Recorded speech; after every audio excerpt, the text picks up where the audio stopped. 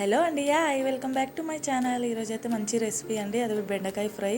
ఈ బెండకాయ ఫ్రై రైస్లోకి రోటీస్లోకి చాలా బాగుంటుందండి. ఒకసారి నేను ఎలా చేస్తానో చూపిస్తానండి, చూడండి. ఇక్కడైతే 1/2 కేజీ బెండకాయలు తీసుకోవాలండి. నీట్గా వాష్ చేసుకొని క్లాత్తో తుడుచుకోవాలి. 2 ఉల్లిపాయలు, ఒక ఎల్లిపాయ గడ్డ, కొంచెం కల్లమాకు తీసుకొని ఇక్కడైతే చిన్న కట్ చేసినానండి. ఇలా చిన్న కట్ చేసుకొని పెట్టుకోవాలి. ఇప్పుడు ప్రాసెస్ చూద్దాం. కడాయి వేడి అయ్యాక 1/2 కప్ అయితే ఆయిల్ వేసుకోండి. కొన్ని జీలకర్ర ఆవాలు వేయాలి. ఒక పిడికెడు పల్లీలు అయితే వేయండి.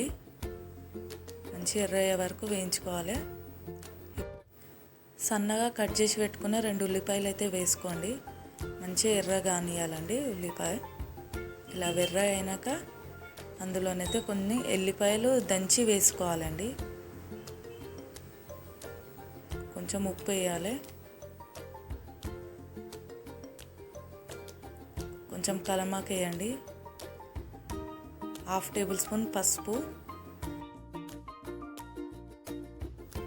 కట్ చేసి పెట్టుకున్న బెండకాయలు అయితే వేసేయాలండి.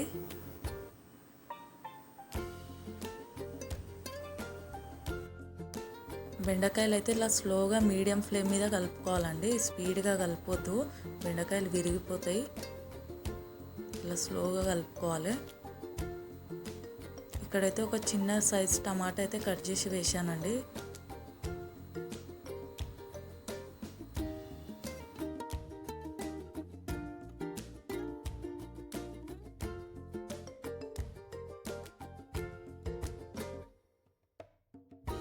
టెన్ మినిట్స్ అయ్యాక ఒక 1 టేబుల్ స్పూన్ అయితే కారం వేసుకోవాలండి.